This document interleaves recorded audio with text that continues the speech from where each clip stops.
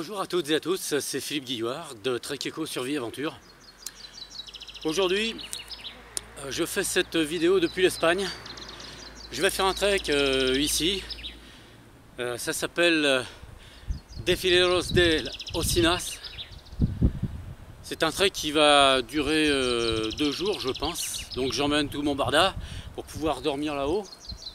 C'est une région que je n'ai pas encore trekkée et donc pour moi c'est une découverte totale. Voilà, il fait chaud aujourd'hui, hier c'était pas le cas, mais j'emmène de quoi dormir et de me protéger du froid parce que cette nuit, enfin la nuit dernière, il a fait très froid. Voilà, le matin il y a beaucoup de brume, je ne sais pas ce qu'il en sera.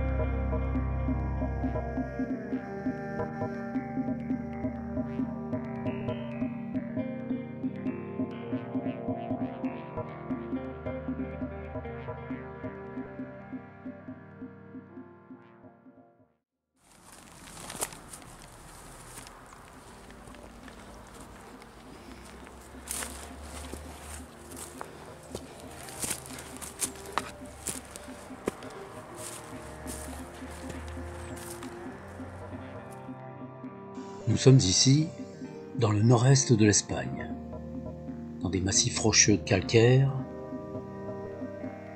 sauvages. De grandes dorsales traversent le paysage et façonnent l'horizon. Colorées de blanc, de gris, de rosé, elles séparent le monde végétal comme des murs naturels.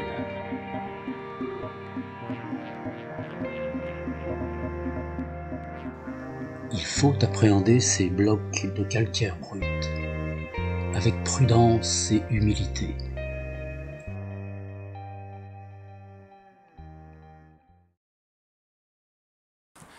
Je suis dans la cordillère Cantabrique, c'est-à-dire c'est le prolongement des Pyrénées, mais dans le nord-ouest de l'Espagne.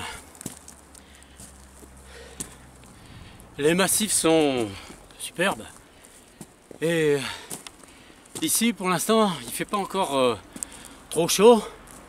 Jusqu'à présent d'ailleurs le printemps n'était pas encore arrivé parce qu'énormément de végétaux sont encore dans leur état endormi et les fleurs commencent à sortir, les arbres commencent tout juste à faire les feuilles. Voilà. Alors ici je suis dans un défilé, c'est le défilé de Oniro, quelque chose comme ça. Je ne me rappelle pas systématiquement le nom, il est un peu compliqué pour moi. Mais par contre c'est un endroit qui est superbe.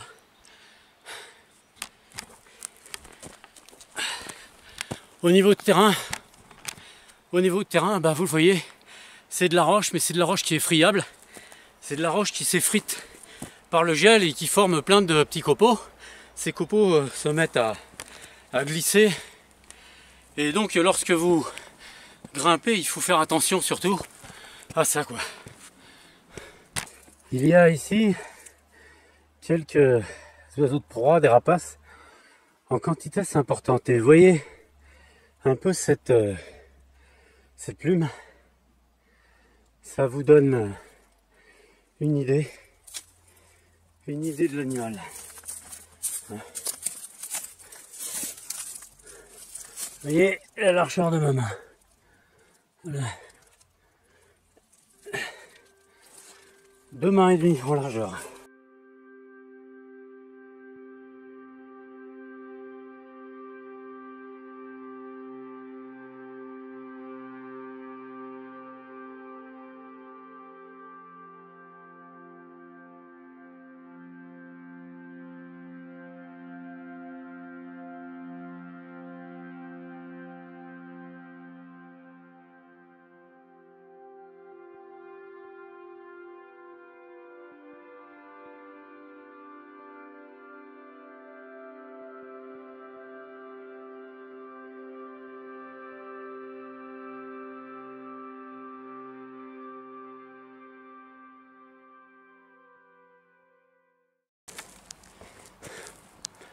Au niveau végétal, là, ici on a des buis, on a des chênes verts, des cyprès, des lavandes.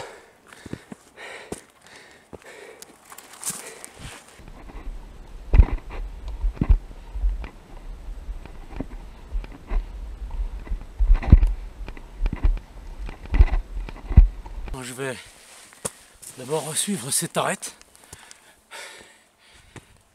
Je vais la grimper jusqu'en haut. Je vais essayer de faire le point ensuite pour savoir où j'irai. Mais ce que je souhaite pour au moins ce soir, c'est aller sur l'arête qui est supérieure là-haut pour dormir.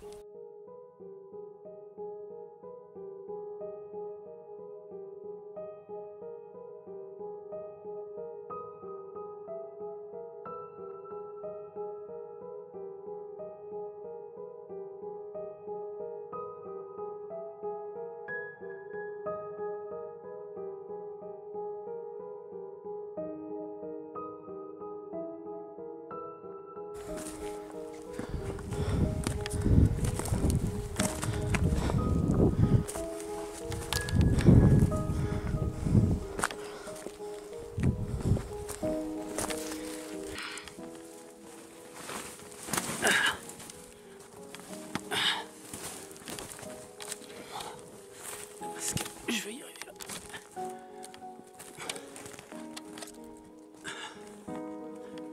Voilà. Un petit chemin là. Qui descend. Voilà.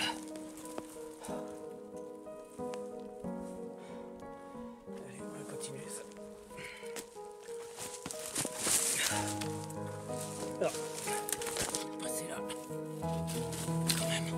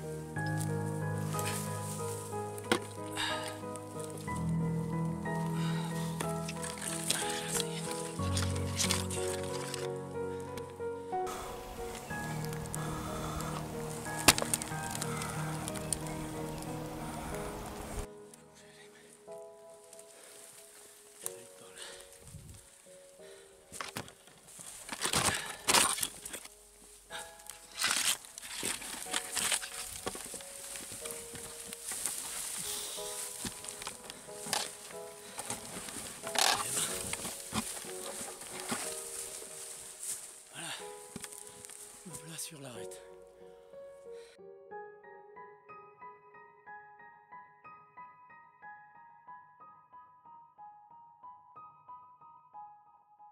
Vous avez vu ce passage, enfin ces passages sont difficiles. J'essaye de gagner de la hauteur puisque je suis arrivé à peu près au bout de l'arête.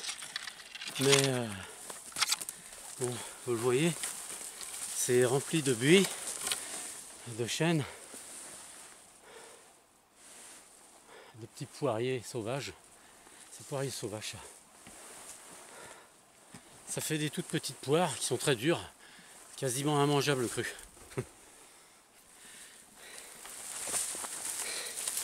Ces passages remplis de buis surtout, de buis, d'ajoncs, de petits chênes et autres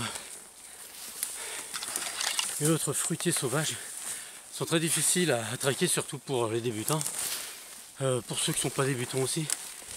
Et on les fait pas trop parce que ce sont des endroits où il n'y a pratiquement pas de passage. Et pourquoi? Parce que ces endroits sont des endroits qui sont orientés est-ouest. Autrement dit, quand le soleil fait sa course et qu'il y a une arête rocheuse au-dessus, ils sont toujours à l'ombre. Donc les buis se mettent à pousser en pagaille, les mousses, et forcément il n'y a plus de passage. Il faut qu'il y ait du soleil pour que ça s'éparpille un peu, et là c'est pas le cas. Voilà. Par contre le buis c'est un arbre merveilleux, qui est dur et élastique en même temps, et qui sent très bon. Enfin, un peu la pisse de chat quand même. Voilà, j'ai installé mon hamac finalement. J'ai pas pu rejoindre la partie rocheuse supérieure, c'était trop dense et il était trop tard. Donc je me suis résolu à dormir à l'ombre. Il fera plus froid, tant pis, mais j'aurai le soleil du matin là-bas. Alors voilà, je mets dans le hamac tout ce qui va m'être utile dans quelques minutes, c'est-à-dire mon sac de couchage, un sac à viande en polaire là-bas, parce qu'il va faire froid, de l'eau.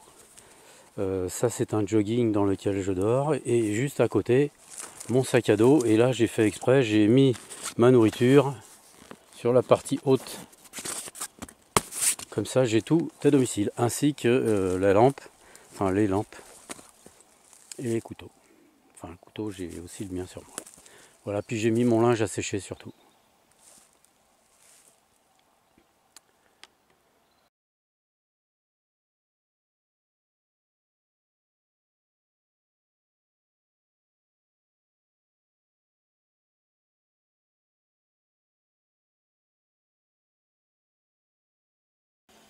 Ma première journée se termine maintenant. Donc je suis dans mon hamac. Ça a été une journée assez difficile, surtout au niveau de la partie végétale. Les végétaux, c'est toujours ce qui est le plus difficile à négocier. On n'avance pas beaucoup. Donc j'ai pas pu aller tout en haut. Je pensais y voir le nid des rapaces, parce que j'ai vu qu'il y en avait beaucoup qui passaient là-haut. On verra demain. Là, je pense qu'il est 20 h à peu près. L'humidité commence à se faire sentir.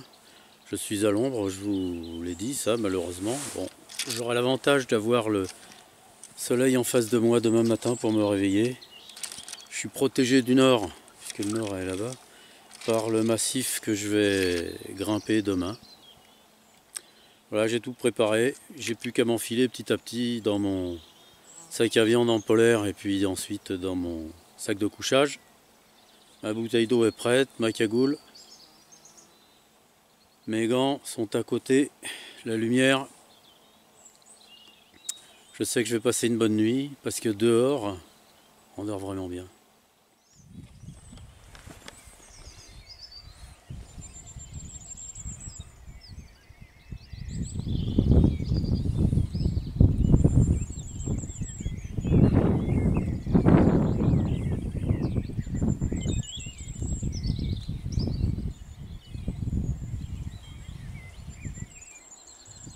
Voilà, je me suis réveillé il y a bien 2 heures. Il y avait un brouillard. On ne voyait pas à 2 mètres, là, de l'autre côté on ne voyait rien du tout. Je me demandais ce que j'allais faire. Et ça tombait légèrement, tout était mouillé, donc les vêtements que j'avais mis à sécher n'étaient pas secs, ils étaient trempés. Je me suis changé, donc heureusement que dans mon attirail j'emmène toujours un pantalon en plus. J'ai mis mon blouson là, et encore au vu du temps d'hier, jamais j'aurais pensé qu'il puisse faire un brouillard à ce point là. Il fait gris, je sais pas quelle heure il est là, mais les oiseaux sont tous réveillés, ça sous-entend qu'il est plus de 7 heures. J'ai entendu un bruit, mais alors un bruit terrible. Je sais pas ce que c'était comme animal. C'était pas un loup. Ici je sais qu'il y a des loups, mais il n'y en a pas des grandes quantités. C'était pas un cerf non plus, puisque ceux-là je les connais, ni un chevreuil. Et je me suis souvenu qu'il y a 2 jours, là, il y a un gars que j'ai rencontré ici qui m'a dit qu'il y avait des ours ici. Et j'ai l'impression que c'est ce que j'ai entendu, un ours. Et bon, comme je suis en contrebas de la partie rocheuse là-haut, donc je suis à, on va dire, 100 mètres. Donc il était là-bas. Je me suis demandé ce qui se passerait s'il venait par ici. Bon, il n'est pas venu, heureusement. Voilà. Je vais quand même descendre. Bon, ça va être glissant par contre. Et puis quand je serai en bas, j'aviserai. Parce que au vu Au vu du temps qu'il fait, c'est même pas la peine que j'aille de l'autre côté, il n'y aura rien à voir. Le terrain est glissant, il va falloir faire très attention.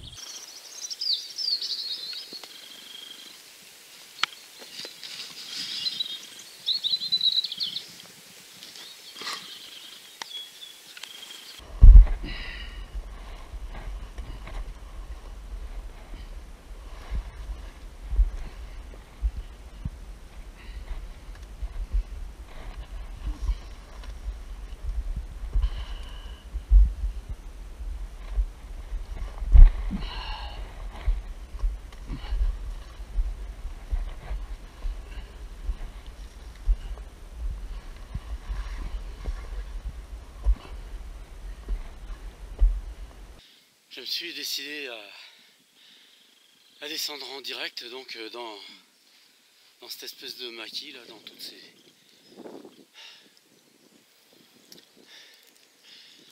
tous ces arbustes, ces arbres. C'est fatigant. En plus, bon, je suis trempé maintenant. Je viens de trouver un espèce de petit ébouli. Je sais pas si c'est ça. Je vais essayer de le suivre le plus possible. Pas trop. Je peux pas tellement aller sur les rochers parce que je glisse les chaussures voûte.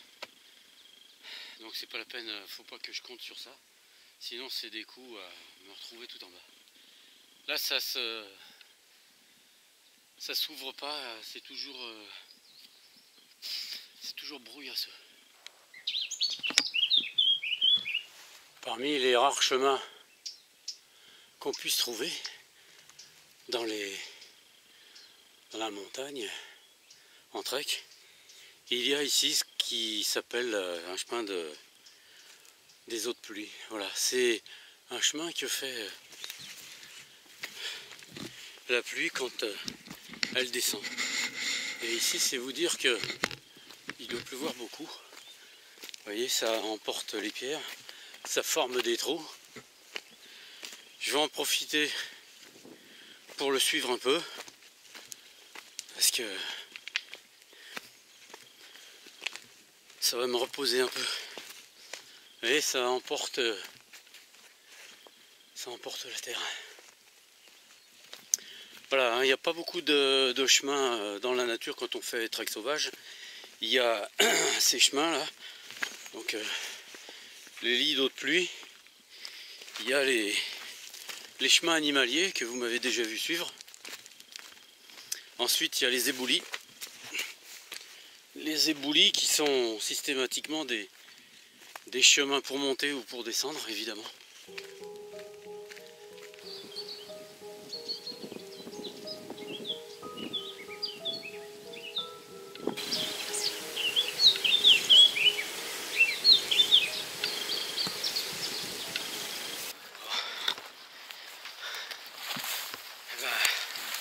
Je pense que je vais pas tarder à arriver. Je pourrais pas faire ce que j'avais décidé de faire parce que le brouillard est trop épais et du coup je verrai rien et puis c'est dangereux, ça glisse de trop là. Je reviendrai une autre fois. Ceci dit, ce trek aura été très agréable. Je vous dis à toutes et à tous à bientôt, bon trek, et puis à bientôt dans une prochaine vidéo.